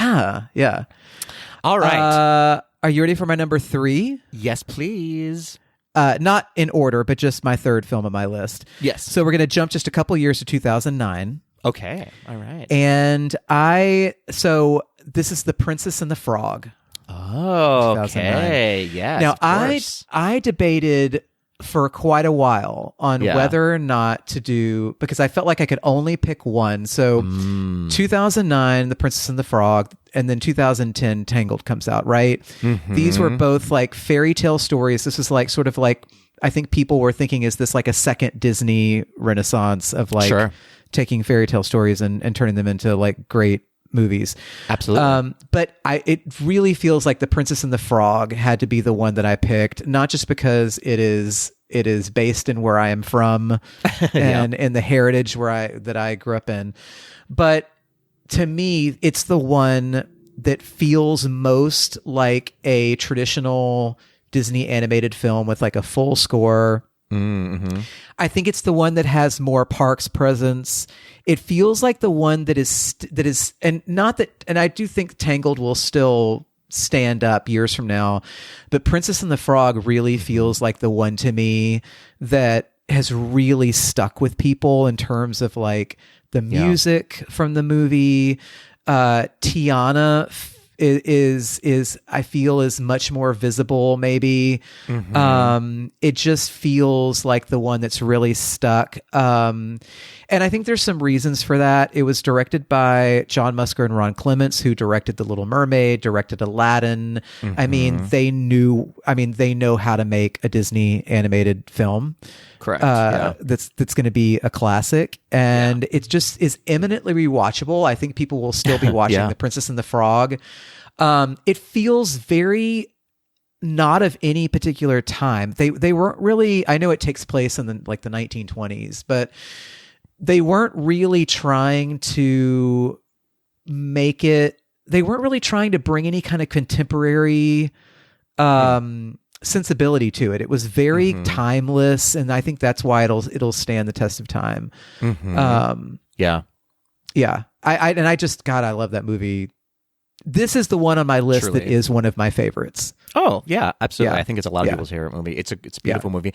Also, I like just the aesthetics behind it. Like, oh my God. The hand-drawn animation that they're using in it is absolutely beautiful, that they don't do very often, and when they do it so well. And I wish they would do it more often, because it's just stunning. It's a piece of art on It is on a screen. piece of art. Yeah. It's really beautiful. Those feels lush like a greens classic that they use. It's really the music beautiful. feels like a classic. It feels like it hits all like the points, right? Yes. A classic villain song, a classic like song, like animal song. You've got the animal characters like. You know, it feels very, I remember the first time I watched it, I was like, this feels like an early 1970s Disney animated movie in the best way possible. Yeah, it's the standard Disney formula, but a progressive version of it. Yes, of course. Sense. Yeah, it's great. Yeah, really beautiful. Well done. Hey, man, Anika Nani Rose. My goodness. Come on. I will never forget the day that I got to see her sing live at D23, where she sang some of the songs from the movie, and it was the best day ever. It was just the best day ever, because she's so incredible. She's so incredible. Amazing. Ooh-wee. Amazing. Okay. Great submission. Love it. Well, I'm going to push us ahead in time. Okay. Quite a while now. So I'm jumping up all the way to 2016 for my next movie. Oh my gosh, 2016, Patrick. Okay. In which I have two movies to submit for 2016, but the first one, the first one I have is, I don't know if it's my favorite one in the genre, but it's up there, but I think it's maybe the most important one in this genre of Marvel movies. I'm going to gosh, a Marvel entry. A Marvel entry. Who doesn't love a Marvel entry? You know what I mean? Especially an entry into Captain America: Civil War. I think needs to be entered into the library, the GDTD Library of Congress. I cannot wait to hear. Like, I'm excited to hear. Like, why Civil War? Well, I think here. Listen, I think it is such a mind F, I guess, of a storyline, right? So Marvel had built this world, right? The Avengers had come out, the Avengers were established basically, and now they're going to make themselves their own villain in this movie, basically, amongst a couple of other villains that are in the movie. It made a Marvel film into a political drama, I think, which is an interesting take for a movie like this, where I think it shifted the way we thought about Marvel movies from just an action movie into a think piece of a movie as well, if that makes sense. Up until now, it had only been comedy and action, which is where Marvel sits really well, and they do their best when they lean into those two. But they peppered in now this political drama into it that was sort of a mirror, a reflection onto what's happening in the United States, of can we trust the government? What does it mean to be a patriot? And I think those are really important topics to discuss, and it was interesting to have discussed them in a Marvel movie like Captain America Civil War. We also are introduced to both Spider-Man and Black Panther in this, and who would go on to have their own incredible franchises and create beautiful, beautiful, very culturally important movies on their own as well. And so I think this movie, of all the Marvel movies, for me, because it shifted Marvel in a way that they would not go back to, you know what I mean? Like it put them into, like, you can now take us a little more seriously with a Marvel movie. We're going to take care of all of the needs now: comedy, adventure, action, as well as drama and politics, all in one movie. And I think they did it beautifully with Captain America Civil War. So interesting. That's love that choice. That's how I'm thinking about that. Thank you. Unexpected. I was not expecting you to pick that. Oh, listen, if I'm anything, I'm unexpected. That's to be true. Full of surprises. Full of surprises this one. Yeah. Well, yes. Moving on to your next film. We're gonna stay in the Marvel Cinematic Universe, but we're gonna jump ahead 2 years to 2018. Okay, I'm trying to think which movie this was. Okay, just tell me. I'm excited. Black Panther. Okay. I had a feeling that you were gonna. Yeah. Good. I'm glad you did, because I didn't. Okay. So I wondered if when I picked it, I was like, oh, this may be one of the ones where Patrick and I like crossover. Well, you know me. I think Black Panther might be my favorite Marvel movie, and so I'm glad that you submitted it. It is definitely in the pinnacle of Marvel movies, and I picked it because, number one, it is so culturally significant. Clearly, yeah. But to me, out of all the Marvel movies, I think years from now, someone can go and have not seen any other Marvel movie, but they can go into Black Panther blind and have and just have an incredible time watching it. Like, it's one of the Marvel movies where you don't really have to have seen any of the other Marvel movies to really get into it and understand it. It feels like it's sort of, because it is mostly in that Wakanda world that we had not seen before. And it is just, I think it's like the height of what Marvel was capable of from like a creative standpoint, acting, writing, just the whole vision of it. Yeah. It feels like it almost like stands apart in the best way.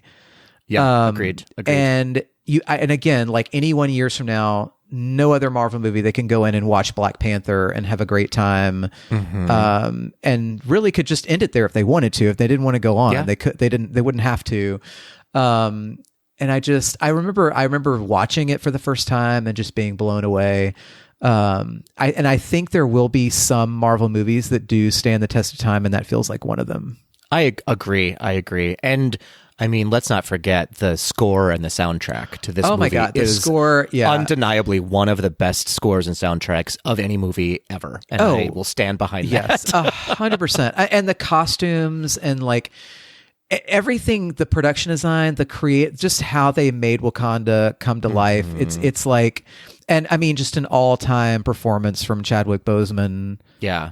Everybody across the board. Everybody, Angela Bassett, Michael B. Jordan. It's just insane. The world building that they did for Wakanda is incredible. You can immerse yourself. You put that movie on. I don't know, because you can just immerse yourself in the world of that movie. Yes. I wish that was a land that they would create. I know that where would they put it? But I would love to be. Who cares? Put it somewhere. Put it somewhere. Yeah. Get rid of something. Something can go. Yeah. So a Wakanda atmosphere would be incredible to see in real life. Raise Toy Story Land and put up Wakanda. I'm fine with it. I'm okay with that. Absolutely. Yeah. Absolutely. Yeah, incredible. Yeah. Good. I'm glad you submitted that one. Thank you for your service, JT. You're welcome. You're welcome. So we're going back to 2016. Now we're going back in time again. Okay. Yeah. Okay. We haven't done that yet. This is the first time we're doing that. Okay. So I had to submit a Star Wars movie into this because when Disney took over Star Wars, people were very nervous about it. Very nervous. And I think a lot of people are still not sold on Disney's version of Star Wars. I am very sold on them because of this movie from 2016. I know what and that is Rogue One, A Star Wars Story. Yeah. What a film. What an incredible film. And for the reason that you said about Black Panther is that you could watch this movie without needing to have seen other Marvel movies, you could say the same for Rogue One, although it does help for sure. It helps. Like it does make the story a little deeper, I guess, as well. If you know the background behind it and you know what's going to happen next in this chapter, but you don't need to appreciate how wonderful this movie about sacrifice, about what it means to be a patriot, to a cause that you believe in, whether or not you're being forced to at first and then you believe in it later, or whether or not this has been your mission and your upbringing for your entire life. It's absolutely an incredible story, just rich with really beautiful, not over the top characters as well is what I love about Rogue One. There is a lot of comedy in it, but it's not about the comedy. Like those characters aren't playing the comedy; they just happen to be funny. And it's just, I don't know. I could go on forever about this movie. It's one of those films, like I liken it to the movie, and if you know me, you know that E.T. is by far my favorite movie of all time. And when I start talking about E.T., I get very emotional because it's such a beautiful, emotional film. And Rogue One is one of those movies that does that for me too, because of how the impact that it had on me is so deep and resonant in my life, and how I love and how I look at movies. Rogue One definitely belongs in that category of one of my favorite movies of all time. I'm so glad you picked it. Me too, because I had to go in there, and I wanted to make sure that I got a Star Wars one in there. And I think for me, Rogue One is by far, for me, the best Star Wars film that's ever been created, and I think ever will be created, because it's such a heavy, deep, beautiful movie. 100%. No, I totally agree. This was in when I had kind of narrowed things down to like a final list, and this was in my final list. And I think it is the best Star Wars movie of all of these new Star Wars movies that have come out. And I think this movie is why people were so excited about the possibility of what Disney could do with Star Wars, because they took like one almost throwaway line from A New Hope and turned it into not only this movie, but an incredible 2-season show, Andor. Oh my goodness! Which comes if you haven't seen that, you have to stop what you're doing now and watch that series, Andor. It's so relevant for the time that we're living in. Yes. Yes. But Rogue One. I totally agree on everything you said. It's again eminently rewatchable. I mean, and yes, you're sad if you watch it a lot. You're sad, but it is eminently rewatchable. Like, and you can watch it without having seen any other Star Wars movie. Like, someone could go to Rogue One years from now and have a great time, not really knowing anything about anything else. Yeah. Also, one of the all-time great Darth Vader scenes. I mean, that truly, honestly, more than any other Star Wars movie, shows the actual, like, true. I think it's the most terrified I've ever been of that character is in this movie. Yeah. They pay great respect to the legacy of films that comes after this in the chronology of Star Wars in such a beautiful way. But like you said, you don't even need to watch anything else after this in Star Wars, and it's still a good movie all on its own. Yeah. All right. Well, here we are, JT. Well, here we are, Patrick, at my last What do you got for us? entry. We are jumping ahead Okay. again to 2021. Oh my goodness. Oh, my stars and stripes. Do you have any idea of what this could possibly be, 2021? I'm trying to think. I'm terrible with landing movies along with okay. their release dates. It's okay. Is it an animated movie? It is an animated movie. Okay. It is Encanto. Of course it is. Of course it is Encanto. Yes. I went back and forth on whether or not I wanted to include this, but it felt right to include. Mm-hmm. Again, another movie, and this kind of became a phenomenon in a backdoor kind of way, because it came out Same, JC. I knew. I was like, how are we going to? I couldn't let that just sit there. No. I knew you would pick it up. I just know how quickly you would pick it up. Well, I thought about it. I was like, is it worth it? It was. Ultimately you have worth to. It. No, you have to. Yeah. No, this movie came out in 2021 when people were still, easing their way back into theaters and real life. And it didn't necessarily maybe do blockbuster numbers in the theater, but it eventually became such a phenomenon on Disney Plus. And boy, oh boy. I mean, to the point where everybody in the world was singing "We Don't Talk About Bruno," and which is not even my favorite song in what is an incredible score of songs by Lin-Manuel Miranda. Agreed. It is my least favorite song in the movie. I think. Yeah, it's super fun, but it is not. It's not even remotely my favorite. But again, this movie I think is.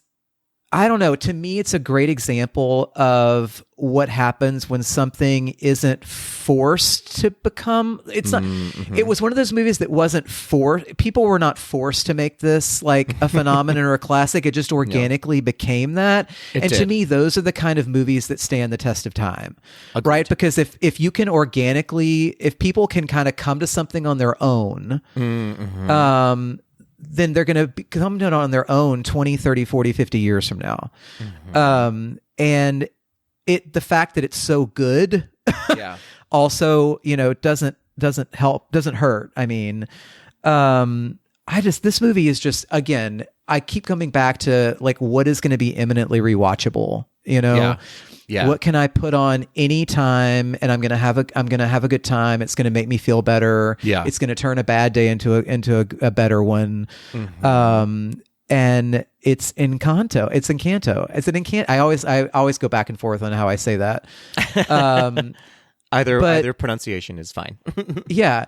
Also, just immersing you in a different culture too, and just like showing you the beauty and the joy of a different culture. Yes. That you without can just, exploiting it. You know what I mean? Yeah. Yeah. And that you can just kind of like immerse yourself in. Yes. And I just think it's going to stand the test of time.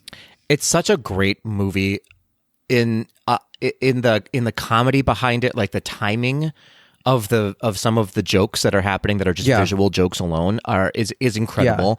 The hidden Easter eggs throughout the movie that you could spend your entire life trying to find them all is absolutely brilliant and genius and incredible. You're right. The soundtrack is outstanding. I stand behind this choice. It's just one of those movies, and it's a rare moment for me in movies when I love to cry at a movie. Like if a movie makes me cry, it's a great movie, in my opinion. And this movie is one of those rare movies that made me cry because it was so beautiful at the end, not because it was sad. You know what I mean? Yeah, yeah. And I think that like, well done in an animated. If you can do that in an animated movie, make me cry because of the beauty of what's happening on screen. Well done to you. And they did that a couple of times during the movie. I feel like 'cause it was just so incredible and unexpected. I didn't know what to expect when I saw Encanto for the first time, and I was blown out of the water, blown away. And some of the most beautiful animation I think they've brilliant ever done, and also, like we've been saying with their movies, this won the Academy Award for Best Animated Feature. I mean, it won 3 Grammys, Best Score Soundtrack, Best Compilation Soundtrack, and Best Song for We Don't Talk About Bruno. That's right. I mean, well done. What is your favorite song from this movie, Patrick? Since it's not, we don't talk about Bruno. It's not, I'll tell you mine if you tell me yours. Oh my goodness! I think it's the opening song, the family madrigal song. I love that song so much. Oh, that's a great one. When they're introducing all the characters, it's just because it reminded me so much of like. It paid homage to sort of the opening song in Beauty and the Beast, but in a very different way. But it was just all of a sudden we're in a Broadway musical right now, and it's it's great and it's catchy and it's wonderful. What about you? Yeah, it's Tu Oreguitas. Which one is that? It's you stumped me on that one. Oh well, now I'm trying to remember where it falls in the movie. Who sings it? I don't even know what song this is. Okay, so Tu Oreguitas it's over a flashback depicting the life and death of Pedro Madrigal, the grandfather of Mirabel. Oh, okay. The lyrics are in Spanish, but they did an English language version of the song that plays over the end credits. Uh-huh. Is that the song about the... I love that we're dissecting that. Is that the song about the butterflies? So in the flashback, Mirabel learns about her grandmother's past, the hardship she went through, her romance with Pedro, and how Pedro self-sacrificed. And it eventually helps her reconcile with her grandmother. Right. Here's an interesting quote, though, from the co-director, Byron Howard. He said about Tu Oreguitas, it's probably the most critical bit of musical storytelling in the whole film because it has to do with the history of the family and Mirabel understanding her grandmother. Sure. The song itself is about two caterpillars. I guess Oreguitas. Caterpillars. That's right. Falling in love and having to let each other go, which is a metaphor for the events in Pedro and Alma's lives. That's right. Okay. My goodness. For a movie we both love, I fully forgot about that song completely. Yeah, it is a beautiful song. Yeah. Absolutely. Billboard critics actually also picked Dos Oreguitas as the best track of the soundtrack. Yeah, and then other reviews considered it the best song from the score as well. Well, they are wrong because it's the Family Madrigal. That is the great song. I also love the pressure song, Surface Pressure. Such a great song. Oh my gosh, such a good song. Great rewatch Encanto. I know. I need to just put it on the record because I think it's such a beautiful record. All right. Okay. We've talked 8,000 years about this movie. Well, speaking of animated movies that have won Best Animated Feature and Best Original Song, I am going back in time again. Oh, back in time. To 2017. Okay. And submitting Disney Pixar's Coco for a film that needs to be... what a great choice. Speaking of a song of a movie that needs to be remembered, and the song Remember Me is choice. Such a great song. I kind of almost for all of the reasons that you have Encanto are the same reasons for Coco of clearly its cultural representation of this family, of Mexico, of Dia de los Muertos that reintroduced the world to this beautiful celebration and holiday. And the visual effects in this movie are just unstoppable. Like you cannot, the beauty of this movie is so unmatched for Disney and Pixar, in my opinion. It's just a gorgeous film from beginning to end. The story behind it, the connection that this family has with each other is, something to be envied. It's just an incredible film. And like the music behind it will just ruin your day. Like it's because it's so beautiful. yeah, it's so true. It's just so beautiful. And it was one of those hits that I think no one saw coming either. Like, I didn't know anything about this movie until it finally hit the theaters and people started organically talking about it. And it got that word of mouth recognition, and then it just exploded. And now Coco is, I think, a lot of people's favorite movies for Disney and Pixar. It's such a wonderful, wonderful movie. I again, like I said before with Rogue One, it's one of those movies that I start tearing up talking about it because the ending is so sad and so beautiful, but it's so resolved and balanced that it just... I could watch this movie over and over and still find the emotion and heart behind it just as strong as it was the first time I watched it, if that makes sense. It totally makes sense. It's why you can never really count Pixar out. I know, yeah. Because even if they go through like a dry spell, they're going to come back with something like that, and you never know what's going to come out that's going to really like hit. And I, like you said, I don't know that people saw Coco coming necessarily. Yeah. But my God. But like, it was a force to be reckoned with. It was a force. If you are lucky enough to live in a state that has an orchestra that does movies, orchestral versions of movies, and they do Coco, run, don't walk to go see it. I watched this movie at the Minnesota Orchestra, and it was life-changing how beautiful it was. Like, you just the not only just the soundtrack, but also, you know, the score behind this movie is such an incredible feat of wonder, I feel like, because it's just so, how did they do this? How do you think of this music and make it so, the music itself is world building within the movie, if that makes sense too. And it's just beautiful. Go watch Coco if you haven't seen it yet. If you haven't seen it yet, then you're probably not listening to this podcast. It's one of those movies that needs to be watched. And still, it feels like it came out yesterday. Like, it's such a fresh movie. Do you know what I mean? Like, it feels, it's not stuck in time, if that makes sense. It feels like it could have been made tomorrow, like released tomorrow, and still be relevant. 100%. You know, 100%.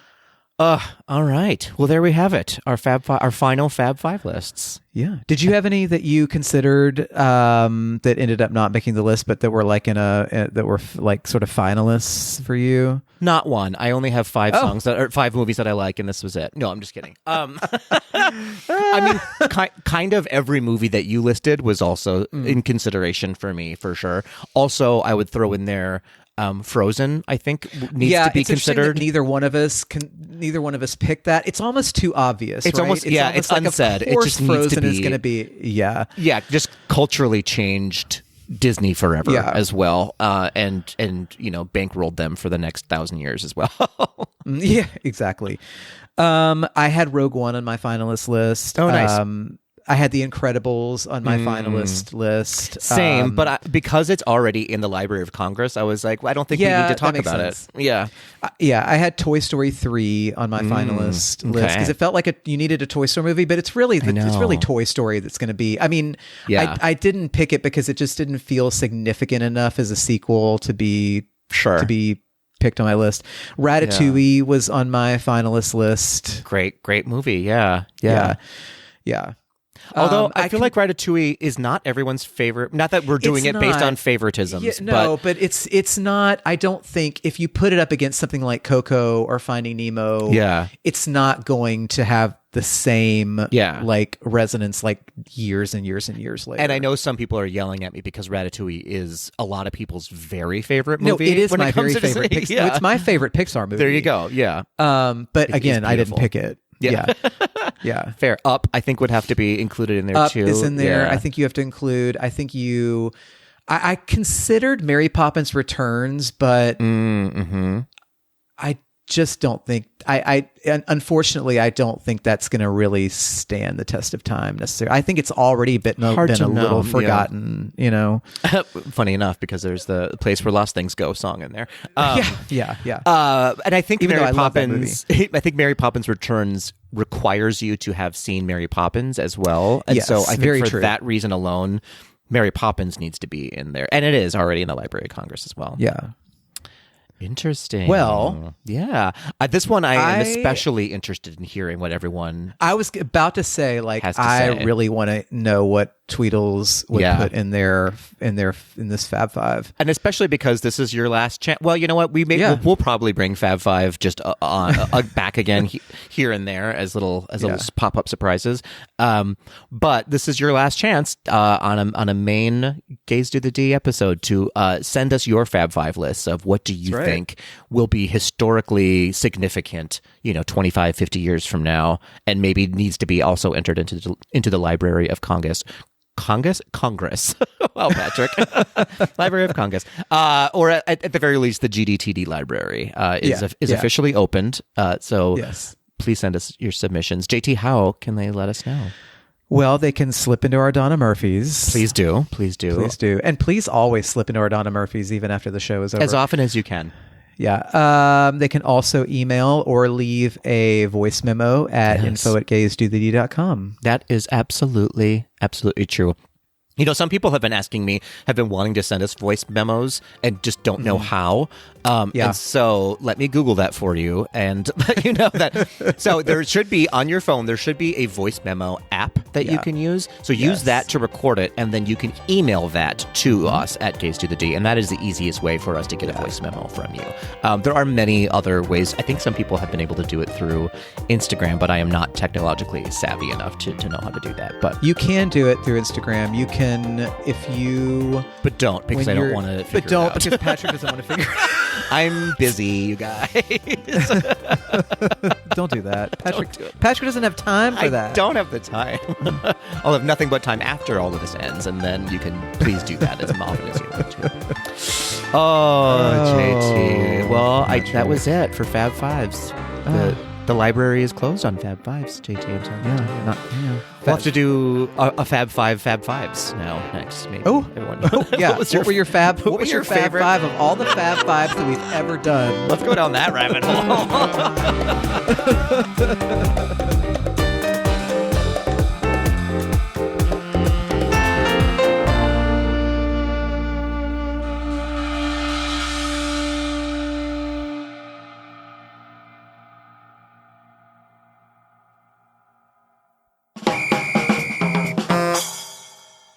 I have Patrick. Aww. One last time.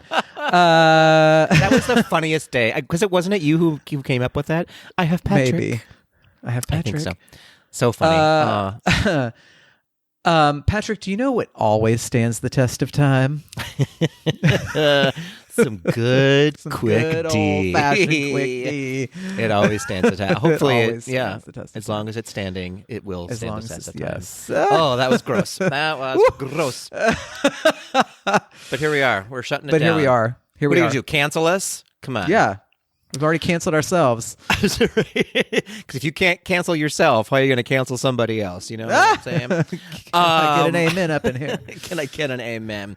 Wait, we have a couple of quick D questions that I want to go through, actually. So this will be some medium D, I guess, is what we're going to do today. Okay. Well, first, Bethany A30 says, her question is, do you really need to stop the podcast? And the answer is yes, Bethany. Yes. We do really need to stop the podcast. I'm sorry By court order. By court. It has been...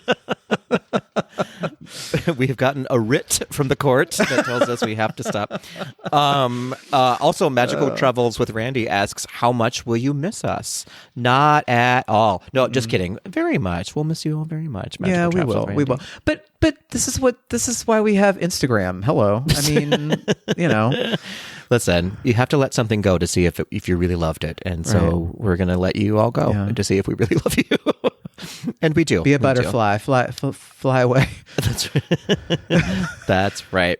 Okay, but Steve Chu asks, this is an interesting one. Are there any finally, Steve Chu, an interesting one. No. Are there any Fab Five polls, votes, stances, etc. that you have said on air that you would like to change your mind on now? Interesting. Any what now? Any Fab Fives, like opinions that we have given in the past that we are like, you know what? I don't feel that way anymore. I said what I said. I said what I said. I don't remember what I said. I don't remember what I said on this episode. Yeah, I don't know. But I said whatever it was, I said what I said. I think that we nailed it every single time. No notes. I have no mistakes that I've ever done on the podcast. Me either. Interesting. I don't really know. I think I bet here's what I can't give you a specific example, but I feel like if we were to redo a couple of ones, such as like snacks in the parks, probably has changed. 100%. My tastes have changed over time, and maybe or on any given day. On any given day, depending on how hungry I am or not. Attractions maybe have changed a little bit here and there. Music, maybe like some of the songs are like favorite songs things we've done. Yeah. I think. I mean, I guess. A broader philosophical answer for that would be like, if you're not changing over time, then you're stuck in the same place. And so I bet you anything my Fab Fives will have are all different. Oh, yeah. Completely different Yeah. from day one to now. Yeah. I'm sure there's probably, like in each Fab Five, there's probably a couple at least that would stay, 2 or 3 that would stay, and maybe a couple would change, just depending on, Yeah, for sure. Yeah. Another question from Stevie Chu that I wanted to slip in here is if you got I guess I don't know if you have one or not, JT. If you got another one, a Disney tattoo, what would it be? Do you have a Disney tattoo? I don't have any tattoos. Oh, I did. I thought that you did, but you do not. You're unmarked. No. Okay. Unmarked. Pure as the driven snow. A blank canvas. A blank canvas. But what would I get if I did get a Disney get? tattoo? And where would you put it? This is a family show. Keep in mind. I know. Cannonballs McGee is not here. Cannonballs McGee has left the building. I mean, it would have to. I've always said if I got a tattoo, it had to be something you can live with, right? I don't know. Yeah. I'd probably get like. It'd probably be like something boring, like like mouse ears, like on my ankle or on like my arm cute. or something, or like inside my wrist or something, like sure, mouse ears. Yeah. Just because I knew I would be able to live with that. Yeah. You know. Yeah. So, yeah. Absolutely. What about you? Do you have a maybe tattoo? the same. I do have my tattoo's silly. I got it when I was 18 years old, and it's just a Sagittarius arrow symbol, the Archer arrow on my arm. Is it a tramp stamp? Oh. It's very right above my. No, it is not. So I do have one. I don't dislike it. I should be proud of my tattoos and my decisions, but I'm not proud of anything I did when I was 18. So what are you gonna do? Yeah, I think I would do kind of something similar to you, like a hidden Mickey situation, if you will. Ooh, a hidden Mickey. I'll let you decide where it goes. That'll be our next Fab Five. What are the 5 places you would put a hidden Mickey on your body? It's a tattoo and an activity.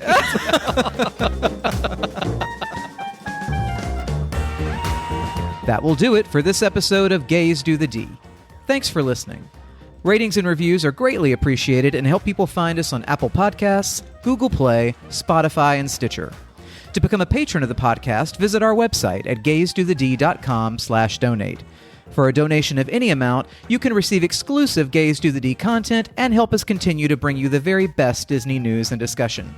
You can continue the conversation after this episode on Instagram at GDTD Podcast and submit your questions or show ideas to info@gaysdothed.com.